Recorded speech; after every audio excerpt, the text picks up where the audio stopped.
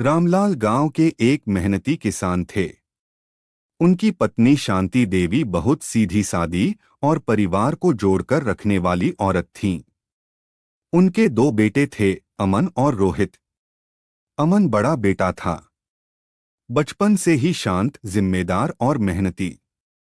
वहीं छोटा बेटा रोहित बहुत चंचल और चालाक था। माँ का सारा प्यार हमेशा रोहित पर ही बरसता था।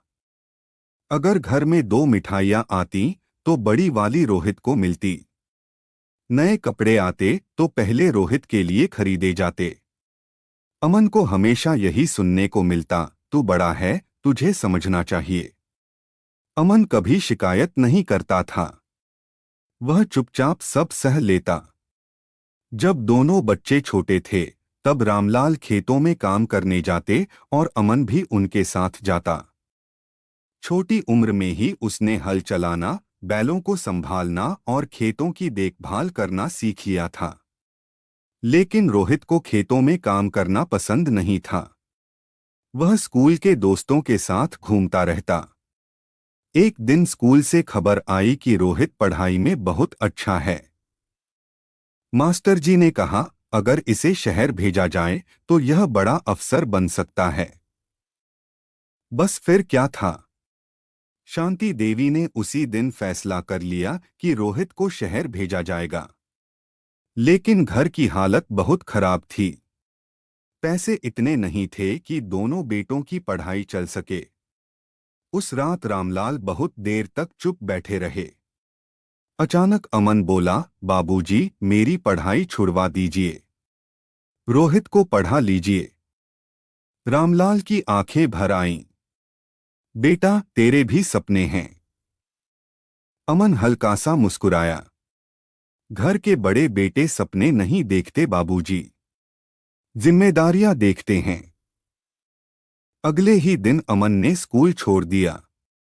अब उसकी सुबह खेतों में शुरू होती और रात पशुओं की देखभाल करते हुए खत्म होती।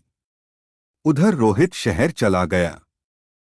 शुरू शुरू में वह हर हफ्ते घर फोन करता, लेकिन धीरे धीरे उसके व्यवहार में बदलाव आने लगा।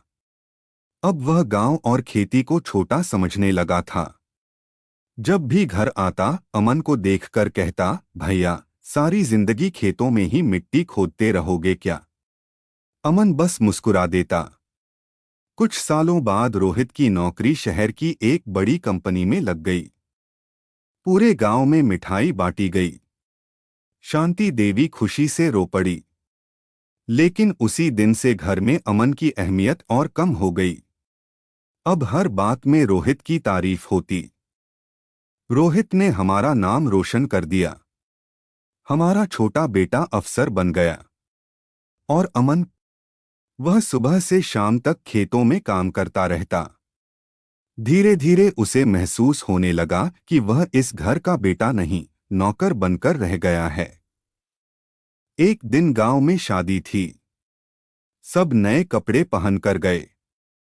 अमन पुराने कुर्ते में ही खड़ा था। तभी किसी ने मजाक में कहा, लगता है बड़ा बेटा खेतों का मजदूर है। सब हंस पड़े। अमन चुपचाप वहां से चला गया। उस रात वह बहुत रोया। लेकिन उसने कभी किसी से शिकायत नहीं की। समय बीतता गया। एक दिन अचानक रामलाल खेत में काम करते समय बेहोश होकर गिर पड़े। डॉक्टर ने बताया कि उन्हें दिल की बीमारी है और तुरंत ऑपरेशन करना होगा। इलाज के लिए बहुत पैसे चाहिए थे। शांति देवी ने तुरंत रोहित को फोन किया। रोहित अगले दिन आया जरूर, लेकिन उसके चेहरे पर चिंता कम और परेशानी ज्यादा थी। उसने कहा, इतने पैसे कहाँ से लाऊं? शहर में खर्चे बहुत हैं। अमन चुपचाप सब सुनता रहा। उस रात उसने अपनी जिंदगी का सबसे बड़ा फैसला लिया। उसने अपने हिस्से की जमीन बेच दी। जब रामलाल को पता चला तो उनकी आंखों से आंसू निकल पड़े। बेटा, तेरे हिस्से का सहारा भी चला गया। अमन मुस्कुराया। आप ठीक रहेंगे, वही मेरा सहारा है। ऑपरेशन सफल हो गया।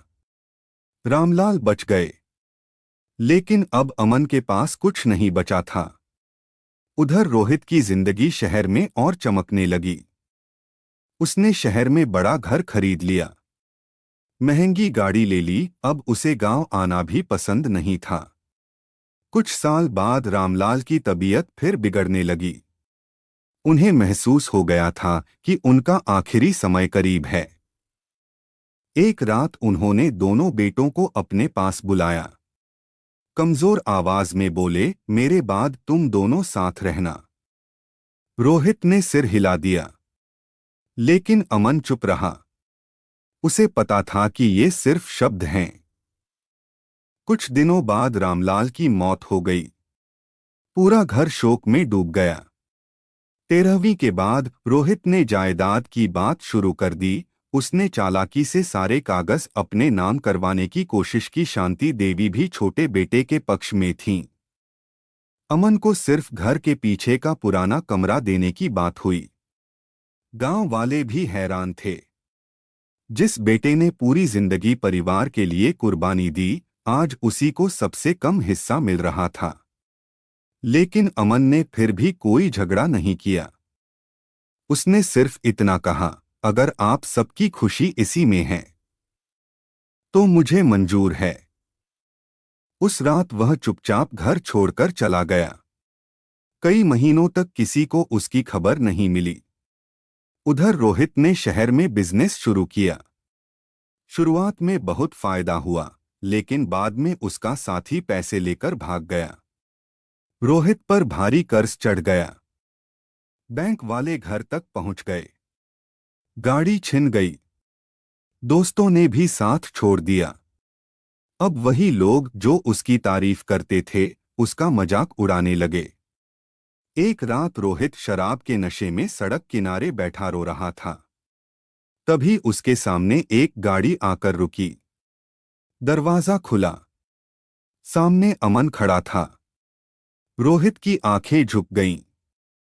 भैया। अमन ने बिना कुछ कहे उसे गले लगा लिया। अगले दिन अमन ने रोहित का सारा कर्ज चुका दिया। रोहित हैरान रह गया। आपके पास इतने पैसे कहां से आए?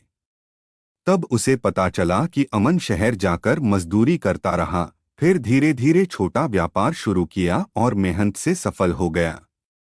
रोहित फूट फूट कर रो पड़ा। भैया, मैंने हमेशा आपको नौकर समझा और आप हर बार मेरे लिए पिता बनकर खड़े रहे।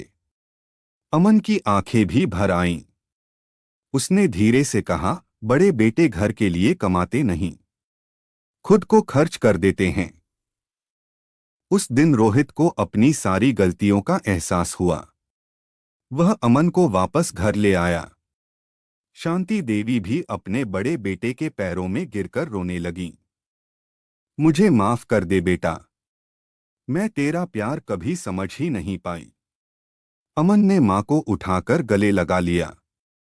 उस दिन वर्षों बाद वह घर फिर से परिवार जैसा लग रहा था और गांव वालों को भी समझ आ गया, घर का बड़ा बेटा नौकर नहीं होता।